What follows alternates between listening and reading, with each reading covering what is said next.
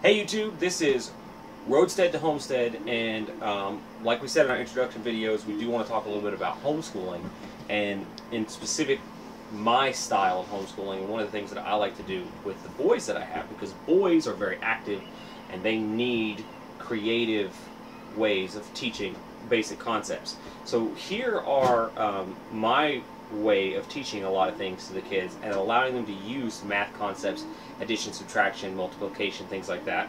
I also have games which, not many, but this one here we'll talk about in a minute, which teaches body, about the human body. I have a section here, this is what I call my math section, and I'll talk about that.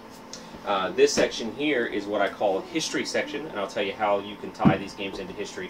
And this game here is a special game that kind of fits somewhere between these two. Okay, so we're going to talk about the family fun variety of board games, and that's going to, my first two are going to be Forbidden Desert and Forbidden Island. Forbidden Island was the first game to come out, and Forbidden Desert is the second. Now these games say 10 and up. I play with 7 and 8-year-olds and even 5-year-olds. So the age category on games are kind of, you can work around. There's not a lot of reading. There's some reading, but not a lot. But mostly it's a game that you work together as a family or a team to win the game. It's not you against every other player, and that's what makes it a great family game. I highly recommend both of these games, and they can be bought at a local bookstore or game shop. The next game is, if I brought my boys out, I guarantee you they would tell you this is their favorite. And let me show you this game. This is called Rampage. Now, if you were a Nintendo fanboy like I was when I was a kid, you probably remember the game Rampage, where you were a monster tearing a city apart. Well, that's pretty much how this works. This is not a cooperative game. You are competing against other players, but you have these big pieces that you throw around, and you can blow on the board to try to knock these little wooden pieces off of parts of a city. It sounds complicated, but for kids, it's a lot of fun. And once again, this is more of a fun thing. However, at the end of the game, there is a counting of points, and that requires math skills. Basic addition and subtraction numbers, say from 1 to about 50. You need to be able to add together. So it does help with math. Alright, and my last family fun game is something we'll talk a little bit more in depth about, and that is Mice and Mystics. If you are afraid of fantasy-based stuff, this game needs to be checked off the list right away. If you're not, we allow our kids to imagine. I don't have a problem with imagination at all. And so this is a very imaginative game. You are a group that works together against an evil queen who is trying to take over the castle and has seduced the king, and she's turned you guys into mice, and now you're trying to scurry through the castle. And it's a sort of like a pseudo role-playing game where you take the role of one of the heroes and then you all work together to try to overcome obstacles. The game plays out over 12 chapters, meaning that this isn't a game that you put on the table and play for an hour and then you're done. It's a game that you pull out once a week for 12 weeks straight, and you play through the story with your kids. And what's great about this is you get to read to them, because it has a storybook that goes along with it. This game, for imagination, top notch. Okay, so now let's talk about Scabs and Guts. And with some of these games, I'm going to actually open them up and pull out some components so you can get an idea. This is a game about the human body. So if you want to teach about human body and cleanliness and basic etiquette, this game right here is a lot of fun. And also it has some things that your boys especially will love, because you can get in trouble for farting and stuff like that. So it is really neat. And I'm going to go and open this, and I just want to show you how educational this game is about the human body by just reading to some of these cards to you. So basically the way the game works on the board, you're moving around basically the human body, and if you land on a certain spot you get a question, and it's either a medical, like Band-Aid question, or an intestinal, a stomach question, or a muscle and exercise question. So there are 3 categories, and I just want to read this card to you that I just randomly picked up here. It says, what should kids do more of when they have diarrhea? Cross their legs, drink lots of water, or watch more TV? And then the person who got the question would be asked, and then if they answer the question appropriately, they get to move forward a certain number of spaces. And this is that card. And then there's the show us cards. And these are the cards that are fun. And so this one says, pretend You are sick with food poisoning. Show us how you would act. Spend at least 10 seconds acting out. And then if you do that and everyone else agrees that you did a good job, you get to move forward 3 spaces. So that's how the game works, and even if the kids don't know the answers, it's fine because you're reading the questions to them and then telling them the answers, and through playing the game multiple times, they're going to learn way more about the human body than they probably would if you sit down with a textbook with them, because this thing is loaded with lots and lots of cards, and each card has lots of multiple. Alright, now this next middle section in games is what I call the money/math games. And we're going to start with this one. This is an older game. I think now it's called Monopoly Junior Pet House or something like that, or Pet Store. But this is Monopoly Junior Lemonade. You have a lemonade stand. And if you've played Monopoly before, you probably already know where I'm going with this particular game. This is a resource management game and a game about managing money. And managing money is also about counting, adding, subtracting. If you owe someone X amount of dollars, you need to be able to add up your money and then pay them that amount. Or if you can't, you have to figure out how much you owe in debt. And so this is basically exactly like Monopoly. The board is a little smaller, which makes the game faster, which is important when you're playing games with kids. But it has all of those money features and addition that I like, and the kids like. They like to play with money if you give them the opportunity. This next one is called Carsicone. This game is a game that we as a family love, and I'll open this one up too. This is a harder game to really explain because it doesn't have a board. What it has is a whole bunch of tiles. It's a tile laying game, so there's different types of games. And in this game you choose a tile and then you lay it down, and it has to match with the other tiles around it, and you build basically a countryside as a group. So everyone chooses a tile, puts a tile down. But as you're doing that, when you run into cities, and there's corners on the tiles that have cities on it, like this tile for example, and you can see up in the corner there's a little part of a city, you can claim that with one of your knights, and that counts towards points. So this is sort of almost like an algebra type thing. You're trying to figure out how best to create a city to get the most amount of points based on its size and based on how many shields are in it, because on some of the other tiles there are shields, and that gives you points. But that's not all. You also get points for roads, how long of a road you've built. You get points for having abbeys that are surrounded by other pieces of tiles. So there are multiple ways of getting points, and it makes kids kind of think that, you know, A plus B equals C type of math, and it helps them to sort of get into that thinking mode.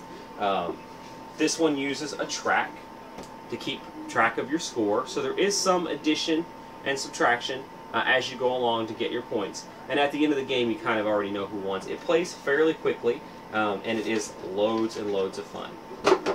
And once again, I'll just show you the box. This is a game you should be able to pick up in your local bookstore. This is called Carsicone. Alright, next is a fairly new game. We added this to our collection less than a month ago. And I keep calling it Splendid, but it's called Splendor or Sparkle. I keep messing it up. But this is called Splendor. This game is definitely an algebra-based game. This will help.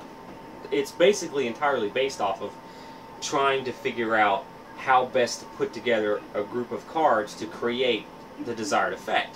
So it is very much like algebra. And the way that this game plays is you are a gem collector, and you're trying to collect these different gems. And the problem is that given the size of the group, you can only have 10 of any one type of gem in your hand at a time. That means that your resources are limited. However, you use them to claim other cards, like this one, which gives you a red gem every turn. So you always have a red gem, and this doesn't count towards your hand size with the poker chips. So that means that I have a red gem even if I don't have a red chip. And this is where the algebra comes in, because you're trying to choose cards to best build a stack to create the most amount of points. And the game is limited and plays very quickly as long as you're not taking tremendous amounts of time thinking. For younger players, 5, 6, and 7, they're not going to grasp the concept of the algebra unless you just have a whiz kid, which it does happen. But for 8, 9, 10, 11-year-olds, this is when their brains really start to think along those lines of, I need to collect 5 whites in order to get this card, which is then going to give me this number of points, which is going to allow me to win the game. So it creates that sort of that algebra mind. And so this game I highly recommend for older players. It can be frustrating with younger players. Alright, so the last math game I want to talk about is probably one of my kids' favorite games also, and it's called Formula D. And I want to tell you a little bit about how this game works as well, so you get an idea of where the math kind of ties in. So this is a racing game, and in this game, I'll show you a corner of the board here. In this game, you have a large track, and it is really big. The board comes in 2 pieces. It's huge. So anyway, on this board, you notice there are red areas and then gray areas, and the red areas are the curves, and in these areas you have to stop. In each curve, you can see this one here is number 2. That means that you have to stop twice in this red section in order for your car to go by without crashing into the wall, or if you go by too fast, your car can explode, and you lose the race altogether. So how this game works math-wise is your car has gears. It has a first, second, third, fourth, fifth, and sixth gear, just like a race car, and each one of these gears corresponds to a die. So if you're in first gear, you can roll this die, and you can move 1 or 2 spaces. If you're in second gear, you roll a 6-sided die, allowing you to move 2 or 4 spaces. If you're in third gear, you roll an 8-sided die, allowing you to move 4 or 8 spaces. If you're in fourth gear, you get a 10-sided die, allowing you to move 7 to 12 spaces, and then a 20-sided die in 5th gear, allowing you to move 11 to 20 spaces. Or in 6th gear, you get this huge blue 20-sided die, which will allow you to move 21 to 30 spaces. And what that means for a young kid who's playing the game with you is they have to look at the board and count forward and figure out how many spaces they have or how much straightaway is left to run fast, and then they have to downshift before they hit the curves so that they don't go around the curves too quickly. So they're having to count, add, and subtract in their head relatively quickly in order to figure out which gears they need to be in so their cars don't explode. This game is a lot of fun. It comes with a whole bunch of these little miniature cars, and the kids get to drive these around. It comes with these little pieces here, which are gear shifts, and it actually sits in a little tray. So this card here fits into a tray, just like this, and then one of these little pieces fit into your gear shift. And so it really does keep my boys' interest, and my daughter too, if she was old enough, I'm sure. But this is Formula D, and I highly recommend it for ages, say, 5 and up, really. Although I think on the board it says for 14 and up. But once again, there's not any reading. It's just math and counting skills, and that's something that most kids are picking up younger. Alright, so I'll see you guys in a few minutes to talk about the next category. Okay, this next category of board games are going to fit into what I call the history/resource management version of the game. And the first one that I want to talk about is called Agricola. This game is fantastic. It is absolutely amazing. We have played this probably more than any other game sitting at this table, with the exception of probably Katan, and that's only because we've had Katan longer. If we'd had these 2 board games for the same amount of time, this would have gotten a lot more play. This game, I want to show you the inside of it. It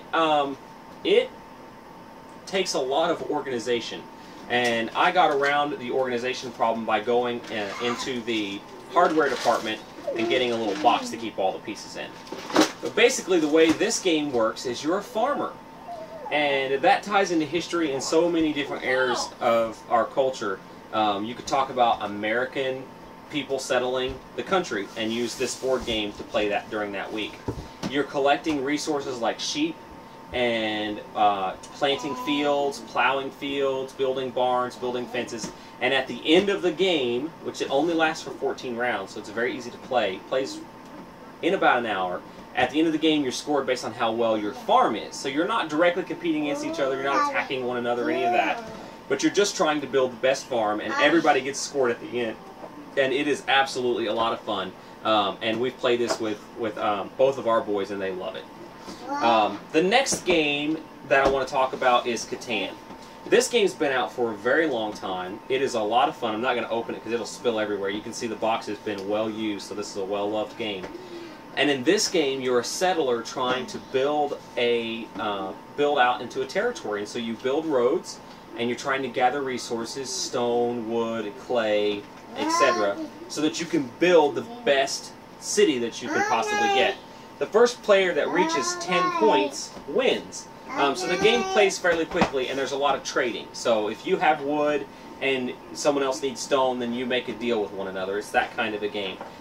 This game fits perfect for pretty much any of those time frames in history where people were trying to settle new areas, like the American West, the Revolutionary War, any of those areas in the world where people were moving around into new areas. So this is a great game for that type of thing.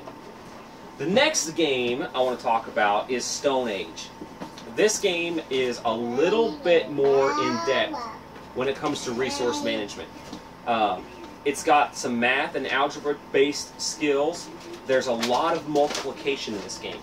If you have a certain amount of a certain number, you can get a certain resource, and so you're trying to get to that number. So this has a lot of sort of basic multiplication in it. There's also a lot of different ways of getting points. However, it can last sort of long. It depends on the group you're playing with. So you need to, if you're going to be playing with 7, 8, or 9-year-olds, you definitely have to have a group that can keep an attention span. Otherwise, you're going to want to be playing with older 10, 11, 12, 13-year-olds and up. But otherwise, this is a great resource management game with some math-based skills that help them to play. Now we're really getting into sort of the meat of the history games. And this game is a family favorite in our household, and it is called Ticket to Ride. And they have multiple games for Ticket to Ride that are available across different countries. The one that we actually own is the American version, and it shows a map of the Americas, and it shows the trains going across the country. And basically this is great for 19th century industrialism when you're kind of teaching in that era, because this fits really well with that part of, you know, the Vanderbilts and that kind of thing. So you're trying to collect cards of matching colors to create train lines to stretch across the country, and you get a ticket that says you need to connect Dallas and Detroit, or Miami and LA, and so you're trying to connect these different cities, and it's a lot of fun. However, one thing to mention, there's an expansion for the game called 1910, and what this does is it gives you normal size playing cards, and it fixes an error in the game that has to do with math. So there's some cards that are priced a little high point value in the original box, so they created this to kind of balance that out. So we usually play with this set and this board. Along the train line is Katan Histories. Now, I haven't done as much research as I should have, but I believe there are probably some other Katan histories out there. But this one is specifically about settling the West. And more so than Ticket to Ride, this is more strategy-based. You have to start on the East Coast, just like the American expansion started. And you expand westward, trying to connect cities together in order to create train lines and to deliver goods. And the first person to deliver all of their goods is the person that wins.